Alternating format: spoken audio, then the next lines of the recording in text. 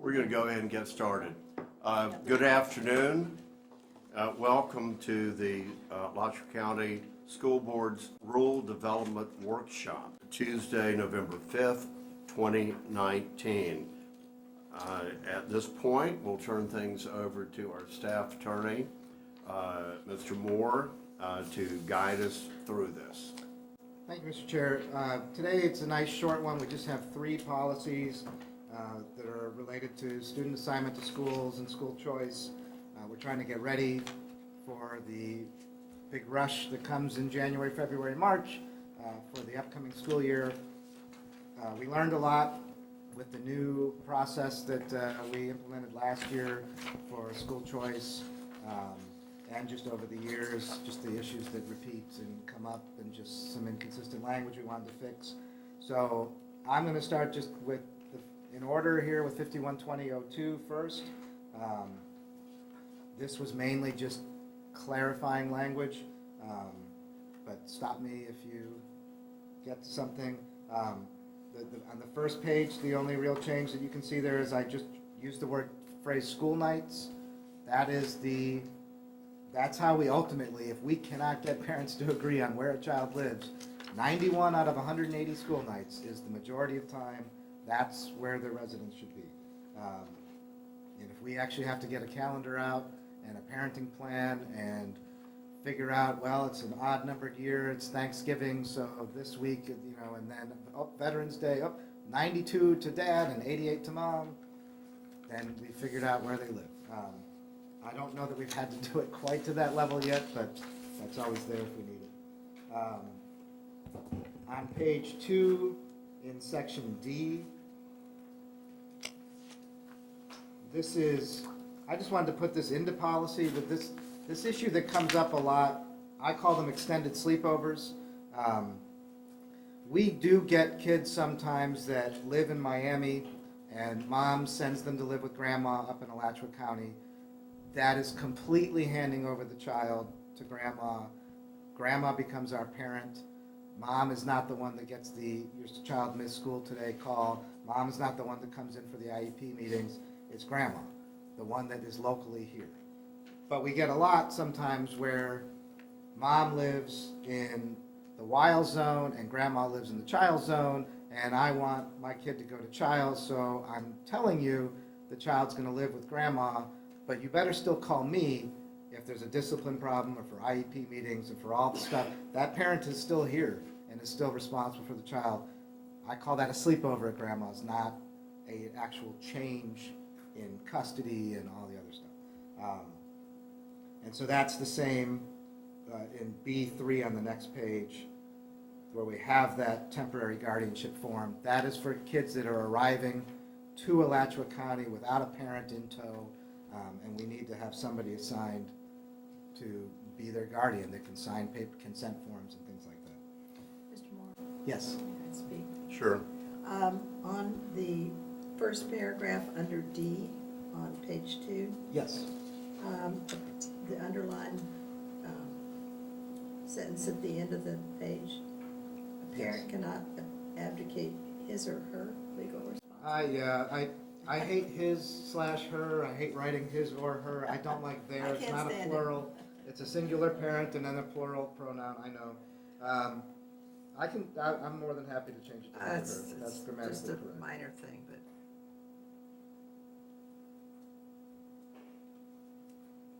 Okay, on page 4, number 2, towards the middle of the page, we've never done this, but it is kind of important to have the power that a kid shows up, they may not have all their documentation, they are in, let's say, the wild zone right now, which is already 200 over, and we're not even sure that they really do live there. But the kid's here, we want the kid to go to school. We have the power to say there's space right now until you can prove that you live in the wild zone. We have space at the nearest school. Terwilliger would probably be the nearest at this right now. Terwilliger probably. But we don't have to do that. Sure.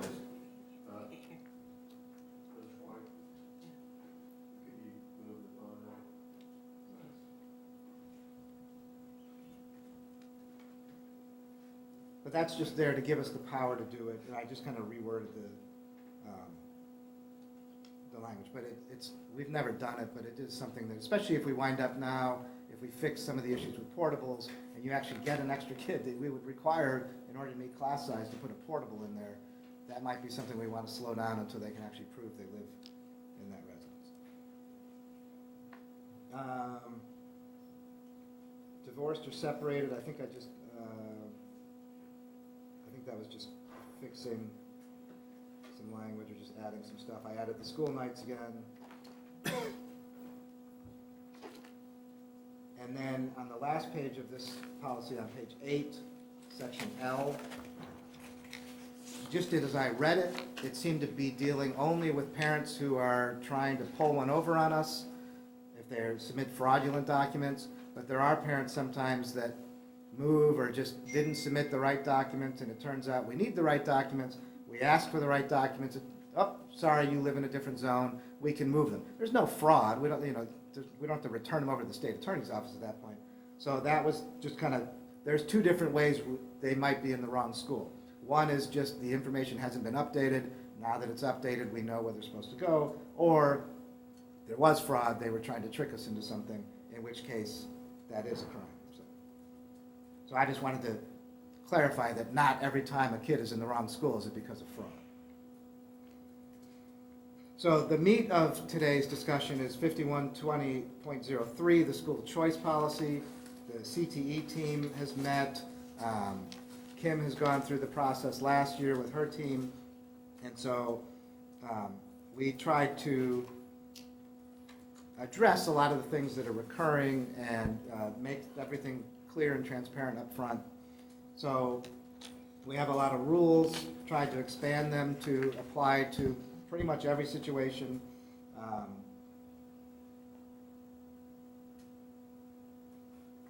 Issues like in number 1, so on B1, the student must remain in the zone to current school until a choice assignment is granted. We had a lot of kids this year that were not enrolled in any school while they were waiting on a decision. They were still trying to get into school X, but they were zoned for Irby. I remember like at least one from Irby. And instead of sending their child to school for 3 weeks, they were holding out hope that 150 kids weren't going to show up by the 10-day count at some other school. So we think the expectation should be that the child is in school until a decision is granted one way or the other. The next part, some of the stuff we did is with timelines. We're trying to separate, and you'll see this more as we get further along, the CTE magnet application process from the controlled open enrollment process. They were all happening at the same time, and so you got some parents or kids that are applying to go to IB at Eastside or the firefighter program at Lofton, or they just wanted to get a zoning exception into Buchholz out of, or not a controlled open enrollment into Buchholz out of Newberry. And trying to process all three of those when, we've separated them now. So we're going to do the CTE and magnet process first, and then controlled open enrollment afterwards. So you see that the time frames will be published, and so I just made an extra sentence. We'll publish the CTE magnet ones in December. We'll publish the controlled open enrollment ones in January. So do they have to pick one, or they can still ask for multiple? Yes. And it's just a matter of which one comes up first, or how does that work? Can I speak for a second? Sorry. I think what happened was they would do all of the applications at once. So they do magnet, they do choice, they do zoning exception. They would do them all at one time. They would get into magnet, and then we had a lot of open choice applications that they already got into a program in magnet, accepted that seat, and it left a lot of open applications. So our hope is by separating them, the magnet process can happen. Those kids all get accepted. Then the choice and zoning exception part would happen after that. So it takes care of one pool prior to versus all at one time, and then we have all of these additional open applications. But once a decision is accepted, then we can't have do-overs.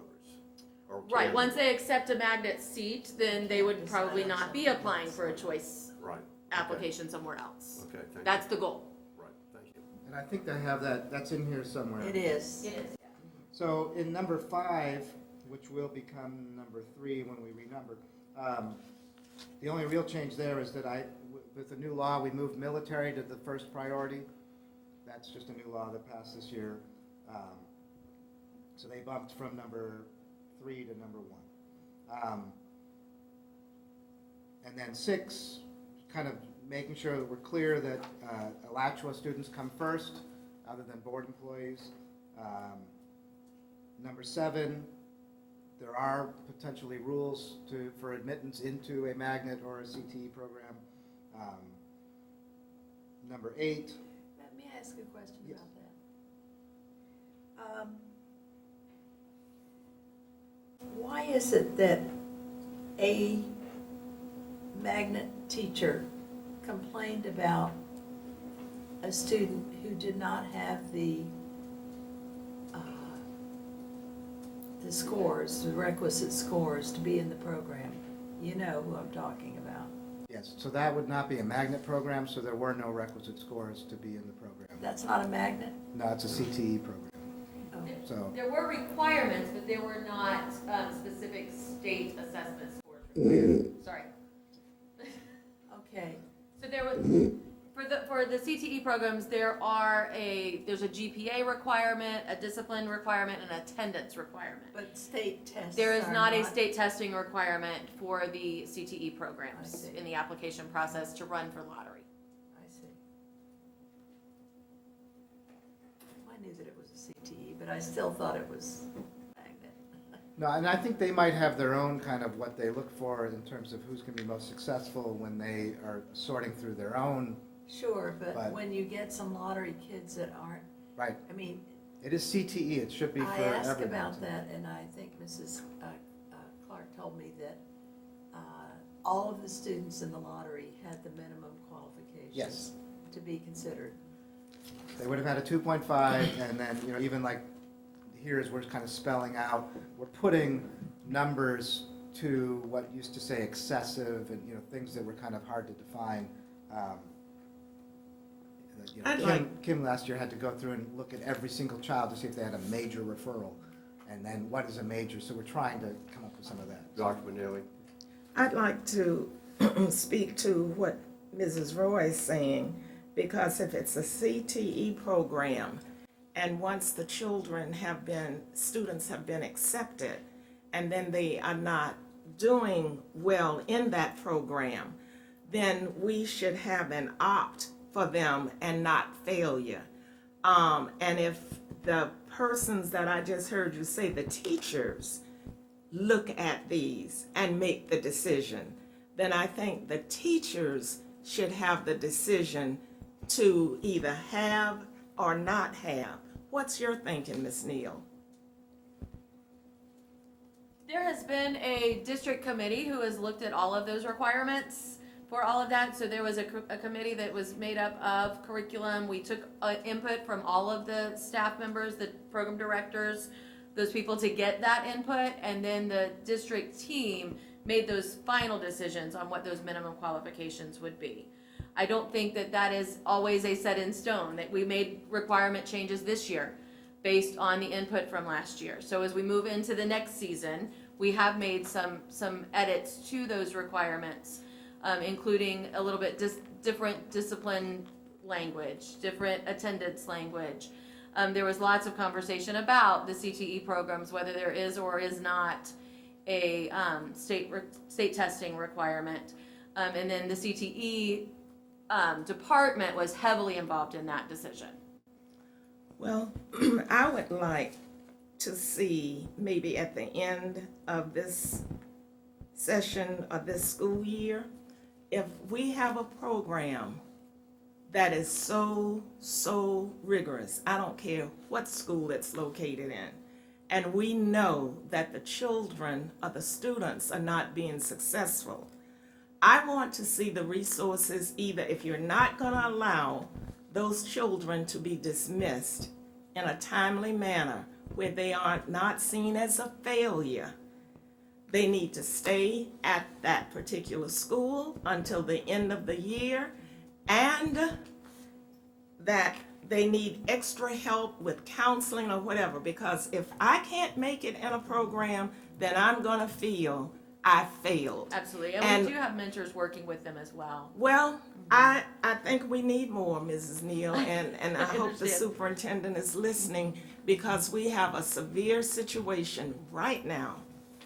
And I'll be talking with her about that, but I can't, I don't want to see children stuck somewhere knowing they're not, and you're trying to reteach and do all these things and they're still not being successful. We've got a problem.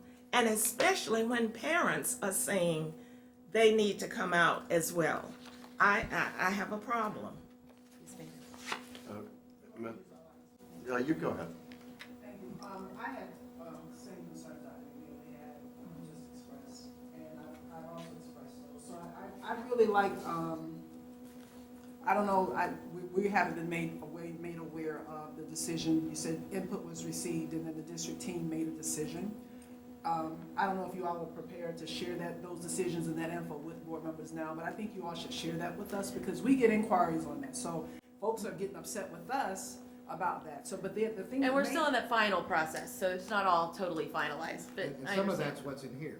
Right, Well, that's some- part of what I- this is for. Like, I really didn't see that, those 2 points there, maybe I missed it, but, because I was like kind of glazed over last night trying to go back through this one right here, but the other point that I really want to make in that, indeed, with opening this up, I am the equity's fiercest advocate, but at the same point, I don't want us opening up the floodgates and allowing students or admitting students to programs and then they don't succeed, and then what gets said is we tried that and it didn't work.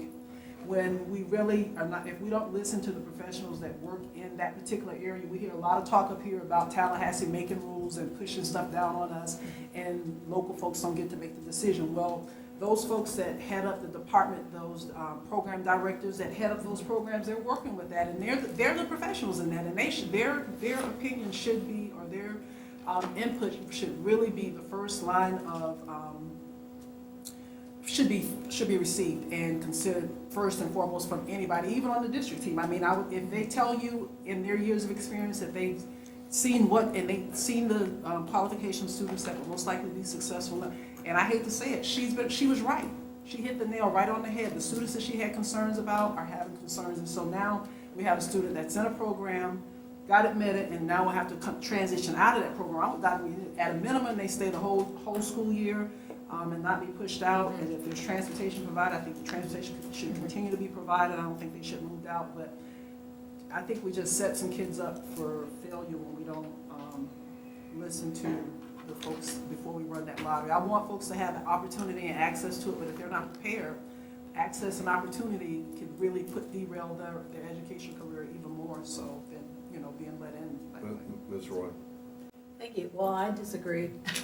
I think that the student should have the right.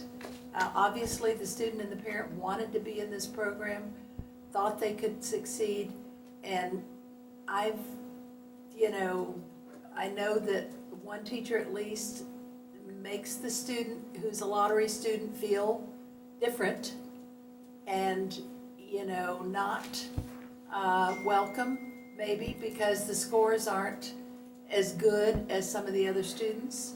But I think that the scores shouldn't be the end all and the be all, and the student ought to have, with help, as Dr. McNeely said, with help, the right to stay in the program. But if the student and the parent want out, that's a different story. But I do not want any teacher to make a lottery student feel less welcome than the ones that were chosen first, because that is discrimination. And, obviously the student and the parent wanted to try this program, and, if they decide somewhere along the way, but they ought to be encouraged, not discouraged.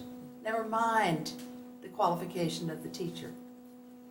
Yes, ma'am. And we also are doing some data analysis on students, looking at the students who were in that 75% selection versus the lottery selection and doing some academic analysis of that as well. It's still very early, so we don't even have a full semester yet of those grades to really look at. But that is also something that we are looking at, is what does that look like in comparison as we look at the kids accepted via lottery versus accepted the other way. What does that academic data look like? And so that is something that we are looking at as we Sure. move forward. But I think that all students should be welcome and encouraged and not made to feel different and unwelcome. Yes, I ma'am. agree. And I agree. That is, I agree. that is happening though, you know. We wholeheartedly, no one should feel unwelome in any education Absolutely. situation, and this program's not the only one where that happens, so this, Absolutely. And that's, Perkins requires that too, so I mean, we have to be mindful of the federal requirements for the CTE For the program. various programs. Superintendent Clark. Thank you, Mr. Chair. Just a couple of things I just want to make sure it's clarified, but it may not necessarily be in policy. With assessment scores for students, something to just think about if a student is applying to a magnet program, whatever that program may be.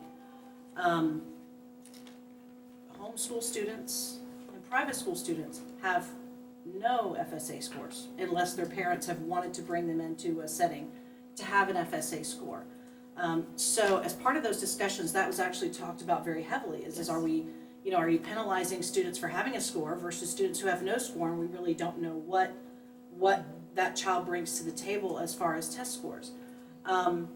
With students with their zone school, we are allowing students to remain to finish the school year at their zone school.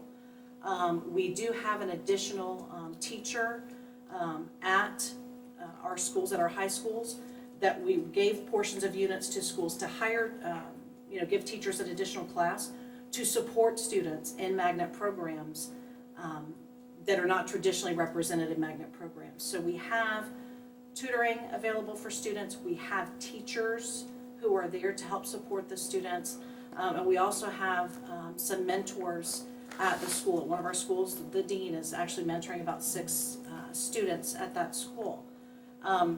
The other piece of that is we have to be very mindful, and as we move forward with the new Perkins requirements that are coming forward, there are some new pieces that will be coming into play whenever that rolls out, I guess July 1, I'm not sure the exact date when that rolls forward, of how do we reach students in some non-traditionally represented areas, ESE students, homeless students. There are, I think, 7 categories that we're going to have to make sure that we are making sure that we're reaching out to those students. One other piece, just about the rigor of a program, the actual program of study for the CTE part, the classes that the students take are, and we all know what program we're talking about right now. When we talk about AHP program at Gainesville High School, the fire EMS program at Lofton, and the allied health professionals program at Eastside, that is the same course of study for all 3 programs. Wow. So the difference is the difference when we talk about the rigor of the program was kind of a self-generated difference back, I think we figured it out to maybe 2000, 2002, somewhere in there, where the school made the decision with a former administrator to require biology honors for the students in the AHP program. So that was kind of a school decision to add that to the mix. That's for incoming 9th graders. Biology is traditionally a 10th grade course, just regular biology, and then you move forward to the Bio 1 honors. So that is a piece that's in there as well. But the actual CTE part of the program is identical in those 3 school programs that have a little different name to each of them, the fire, the allied health professionals, and the AHP program. And so as we look at grades even right now, and I've been in close communication with one of the teachers, actually some of the students that are not doing necessarily as well are not students that have poor FSA scores. We've got students that are level 3, 4, and 5 that are not necessarily performing where they need to be right now at the first 9 weeks. Now they've already started to recover and have already started improving based on what we see right now, but it's not necessarily just a given that students with lower FSA scores are the ones that are not performing well. Sure, there are some, and, you know, some things may be challenging for them, but it's not necessarily all a group of students that are not doing well based on their FSA scores. So, I mean, there's still lots of discussions to be had as we work through those with programs, and, you know, we want to make sure that programs are accessible for our students, and that students are given those opportunities, as we mentioned, but also that if they are selected into a program, that they are given the supports necessary to be successful. And we want them to be able to take advantage of those supports, so that they can earn those industry certifications, pass those certification exams, and go out into the workforce. So there's some of that isn't necessarily encompassed in policy, but I want to make sure that you all have that information. Yeah, I wanted to comment that I'm very much in favor of having the set aside with the lottery. And when we, this is something, this was under the leadership of the superintendent. I think when we're looking at equity, it's about expanding opportunity, not lowering standards, expanding opportunity. And if we, and at some point, at the district level, the district administrative level, you have to make a decision that's going to ruffle some feathers. And that doesn't mean that the person whose feathers are ruffled is anything other than sincere and caring about his or her program. But at some point, I'll compare it to when we made the decision that we're going to test every second grader for gifted. Now, what have we always done in the past? We'd always tested students whose teachers recommended them, or perhaps guidance counselor recommended them to be tested. But we thought that it's a very high possibility that when you do that, you leave children behind. And so we're expanding opportunity, and so if in some way, if that takes away the authority of that classroom teacher, we're doing it for a purpose of expanding opportunity.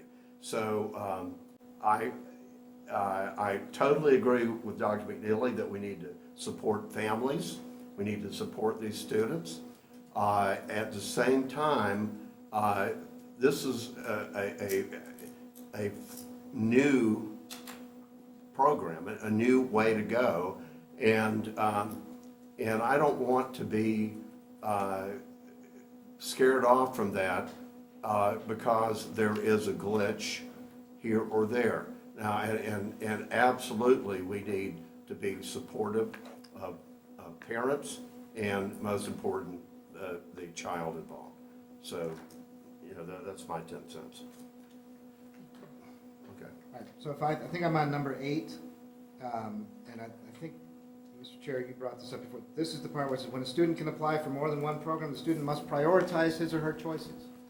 And that is to create some sort of, I guess, relief for the department in that if you rank IB 1, Cambridge 2, AHP 3, Firefighter 4, and Biotech 5, and you get into IB, your top rated one, why are you worried if you got into number 4? You know, like that was a whole bunch of extra time that may have gone in, or running a lottery, or delaying somebody else from a chance to get in to their top ranked program when you got into your top ranked one. So the prioritization list matters, is basically what number 8 says.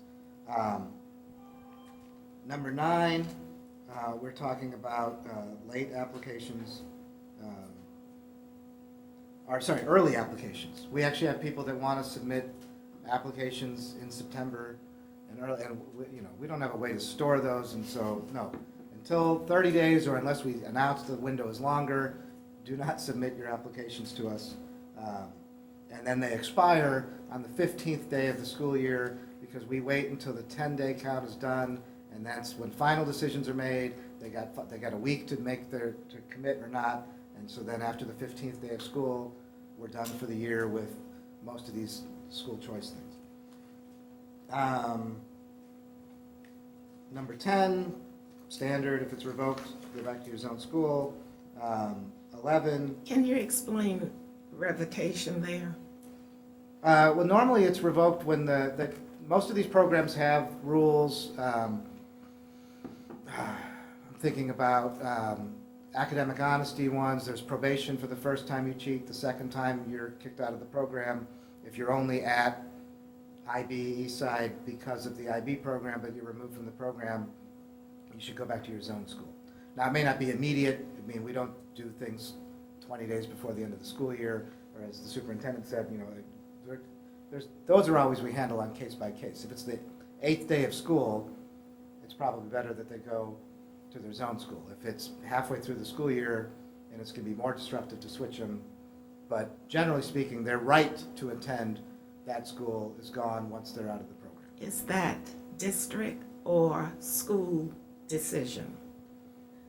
I think we have to remember at this point, we're still talking at the general rules. We're not even into the magnet program part of the rules yet. I We're in know, the general rules still. I So it realize depends that. on, as we talk about revocations in the policy a little bit further, where it talks about where it may be revoked, what rationales there are for revocation, that's a little bit later on in that policy where we get into what does revocation truly mean. It can be requested by an administrator at the school. So it can be, we're having a lot of attendance issues, we're having a lot of whatever issues there are. That could be a request for revocation from the school administrator. It can also be based on the data of what is seen. Typically, if it is, our department's not always the one looking at, is that a revocation? It's oftentimes, if it's a revocation, there's something that the school has done a request because of attendance or discipline or whatever that may be. And I'm, Ms. Neal, I'm going to ask a favor. I was just thinking that even though we hear you beautifully in here, that mic has to pick up for the recording. Yes, sir. So I will from now scooch in on, further. stand right in front Yes, of the sir. mic. You're, Thank no you. problem at all. I will cede my time. Thank you. And some of that is, there have been concerns over the years, like say at Buchholz, which is incredibly crowded, that there might be students that got into the entrepreneurship program in 9th grade, but then in 10th grade, their schedule didn't include any classes from the program. They're just there, but they're not in the program anymore. How did that happen? And so we just want to avoid these programs being used as a way to get around other school choice provisions, especially into crowded schools that. That's been going on for 10 years or more. 15 Well, the years. rumors Yeah. greatly exceed the data. We did look at it a couple of years back. I remember Stephen Stark having a list for me, and there were 16 kids that were supposedly in the program at Buchholz at the time that weren't taking a course. 14 of them were zoned to Buchholz to begin with. So it wasn't, and I think one of the two was ESE. So there may have been one student that we found that looked like they shouldn't have been there. That was just one snapshot at that time. It doesn't, but so that's part of what it is. It's just to avoid magnet or CTE or other ways of getting around controlled open enrollment. The 11, the transportation language is pretty much the same. We just put it into 2 paragraphs. It used to be up in number 4. We just moved it down to the bottom here. And so now we get with C on page 12, we start with the magnet and CTE program specifically. You get the application process. We're not going to accept applications after June 30th.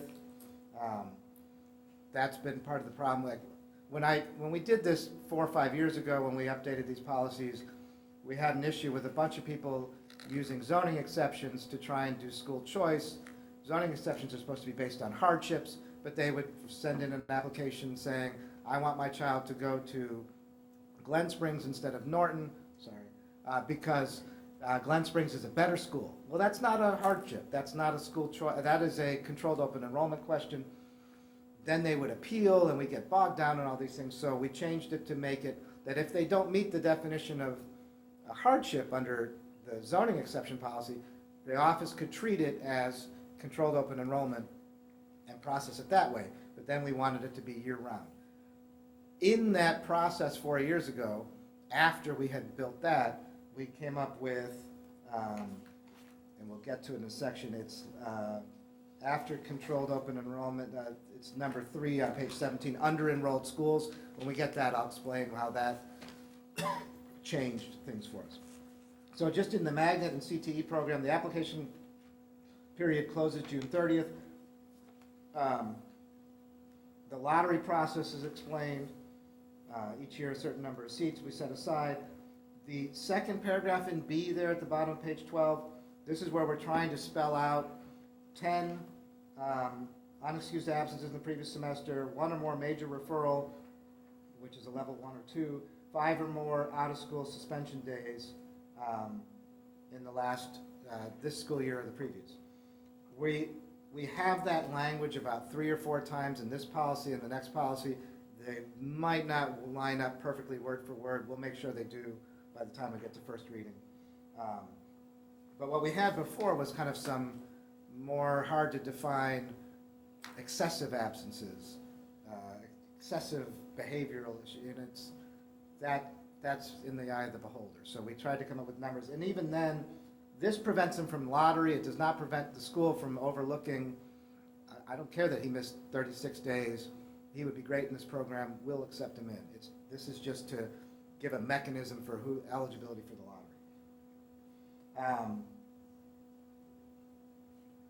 So then acceptance program, one of the issues that we've had school personnel called into court for a judge to decide which magnet is better than the other. And that's because the magnet seat was open at both schools for 4 months for this one child.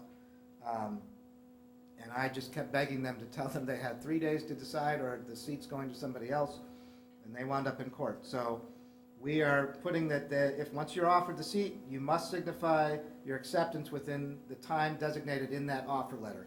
And we originally were going to put a week or so, a set amount of time, but there's more time really to decide when you first get that letter saying you've been accepted into all 3 of these programs versus it's the summer, we need to fill seats, you got 3 days to decide, so we'll let them kind of determine the need of how quickly they need a response, but it will be spelled out.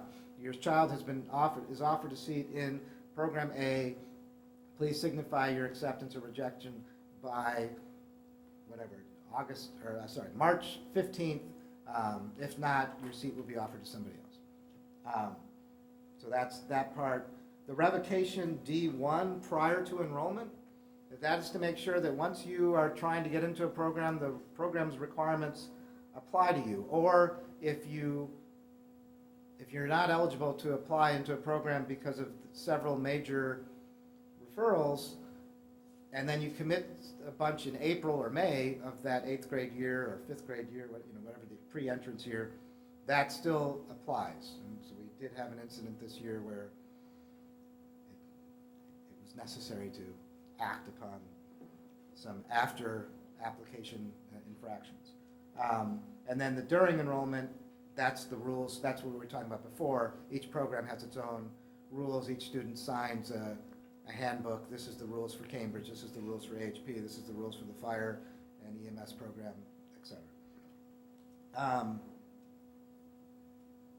Transportation, controlled open enrollment, I don't think we changed a whole lot there, except if you look at, and so controlled open enrollment is school choice, the way most people use school choice. That's, I'm zoned for this school, I'd rather go for this school, and if you get in, you go for the remainder. So if you are in the Westwood zone and you want to go to Bishop, and you get controlled open enrollment for 6th grade, you don't have to reapply. It's good for 6th, 7th, and 8th unless it's revoked. That's controlled open enrollment. And so if you look on page 15, under deadline at the top of the page, we talked to Martha and Kim's team about this last week, and we've decided, unlike keeping the same June 30 deadline for magnets, where we're really trying to fill seats in programs, and so we want to have a later deadline. There's no reason to extend the deadline for controlled open enrollment. There are either going to be seats available in the school or they're not. It's later in the year already. The decisions aren't going out to around May 15th, I think. So we're going to change it for first reading to say that applications received after the deadline will not be accepted. So the deadline is going to be in March or April. It's probably going to be in April this year, I think. Because of when the magnets go out at the end of March. There's just no reason to be getting full 3-year, 5-year, 4-year, if it's high school, applications in August, because we do have as we get to the next page, a one-year option that they can do temporarily and then reapply the following year. But that was something that Martha in particular, just having things coming in and then they get put at the wait, it's nice to process, here's the wait list, and let's go. And so that, at the bottom of that page, late applications, I'm not even sure we need the section anymore, but I think it's still just gonna leave it there for something if we do decide to change it later, that's where we would put it, but now it will say, applications received after the posted application deadline will not be accepted. And so then you see at the top of 16, notification, it used to be March 31st, now it's gonna be May 15th. The random lottery process, the acceptance, here, this one, we're just gonna do a blanket 1 week. This one is not filling seats in a program, you know, where you have to coordinate with the school and the program and all the other stuff. So if you get told that your controlled open enrollment application has been granted, your child, your request to go to Bishop instead of Westwood, you have 1 week to accept. And if not, we'll offer it to the next in line. So then, on page 17, this is the under-enrolled schools. This is what we created 4 or 5 years ago when we last did these policies. This is kind of the catch-all. A military family moves in after the school year. A family moves in after this. There's a sibling issue. There's something kind of unexpected.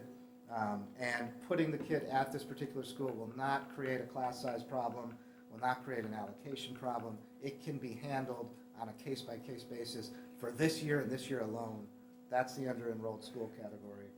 And that's really where Martha has to dig down and look at the roster and the classes and all that stuff. The next groups are just your standard other ways that kids go to other schools, charter schools, McKay, Opportunity Scholarship. For the most part, we just refer to the policies that where those other programs are spelled out. I added the Hope Scholarship, number 10. We have the policy for it, we just added it here. And then, Ms. Roy? Thank you. On the Hope Scholarship, don't you think that there should be verification of the bullying in there? I mean, I think there should be. I absolutely believe that there should be, yes. Been there, done that. I know We've been that. kind of chastised by the state, though, that, But you cannot have it by the state, cannot?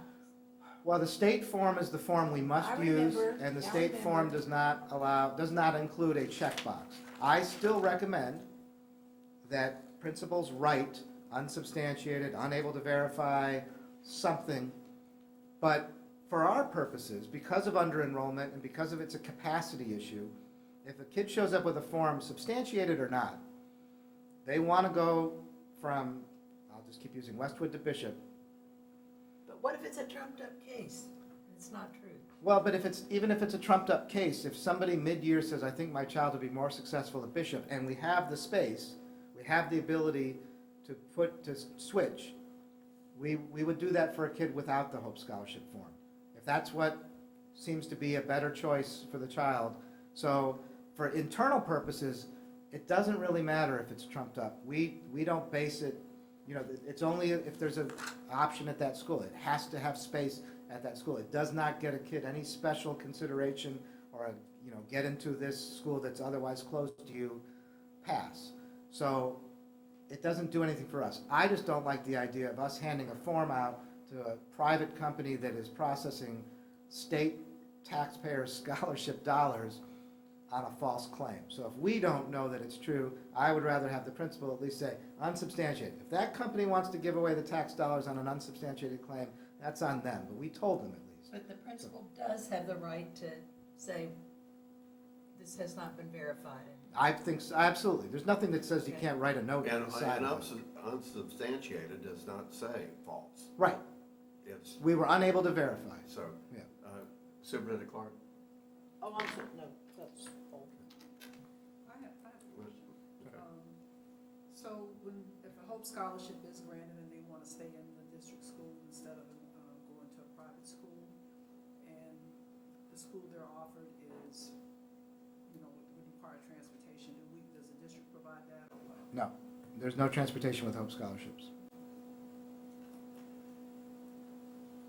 So what if it's substantiated? If it's something that's verified and we know there's an issue there, we just say, we can move you here, if you can get your kid there, you can go. If not, you just gotta stay in his own school. Is that what the option is? You know, ideally, you would be moving the bullier, the bullying, the bully, sorry, bullier. I'm gonna come up with new words. I would rather move the bully than the victim. A lot of Hope Scholarship and just even Title IX things, sometimes stuff, it's immediate, and we haven't had a chance to fully look into it or address it. But you want out, oh, absolutely, you want to go, we're not going to stop you. We'll do whatever we can to make you feel more comfortable, and if you feel more comfortable being the one that leaves, but we would never want to force that kid to leave. So if this is a case where I absolutely cannot receive my education at this school with that bully doing what they're doing to me, but I live in Hawthorne, I can't go to another school, we would move the bully. That would be the solution I would look for rather than finding transportation for the bullied. And so at the bottom of page 18, there we're spelling out again, 10 or more unexcused, 15 or more tardies, 5 OSS days or 1 major referral is grounds. It allows you to ask for a revocation. Most people don't think that they can revoke a McKay. I would say let's try. If a kid is missing 75 days of school with a McKay scholarship and has 38 tardies on top of that, they are not succeeding, and that we are doing a disservice by letting that kid stay at that school. So I don't think that's happened yet, but I'm willing to give it a shot.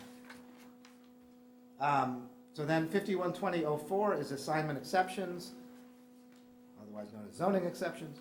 And then again, in that first paragraph, that same idea.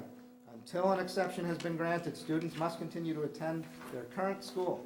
And that applies to kids applying from out of county, private school. I've tried to come up with ways that they should be at their zone school, but it's too hard to do that. You can't make a homeschool kid go enroll at their zone school so they can apply for an exception to the other school, but they need to stay in their schooling setting. They can't just be sitting idle, waiting weeks for a decision. Exceptions will not be granted to students who can but are not attending any school while seeking an exception. And that was, again, we had that with kindergartners and others. Grounds. I added 5 just to kind of refer people to the under-enrolled category. Letting people, like a sibling is not a hardship. It's not, I have a medical condition, and if I'm not near a hospital, I would suffer. It's a convenience issue. It can be pretty hard to deal with, but doesn't rise to the level of hardship. Again, at the bottom of page 21, we'll make sure the language is consistent with the 5 days OSS, the referrals, the tardies. And then maybe one of the biggest changes that I think will make most board employees happy is on page 22. We used to have this idea of the paired school, and at one point it only worked downward. Like if you worked at Kanapaha, there were schools paired with your middle school, but you didn't get to pick the high school. There was no paired high school. I didn't quite understand that. Now we were trying to do it both ways, but a school like Littlewood, kids go to both Fort Clark and Westwood. What's the paired middle school? We just kind of, let's stop worrying about that. I think we even had, like this district office was paired with schools. Civia was paired with schools. So we're just going to leave it now that board members can request anywhere. Now, we can still suggest a different one if it's way too crowded, but this idea of trying to link the pairings was too much. So board employee wants to request that their child attend another school, because they might, if they live in Hawthorne but they teach in Newberry, it may not make sense to drive the kid all the way there out to Newberry, but maybe along the way, the timing with after school, the 5:30 EDEP there's all sorts of different factors that teachers and other staff members have when they're figuring out the best spot for their kids while they also work for us.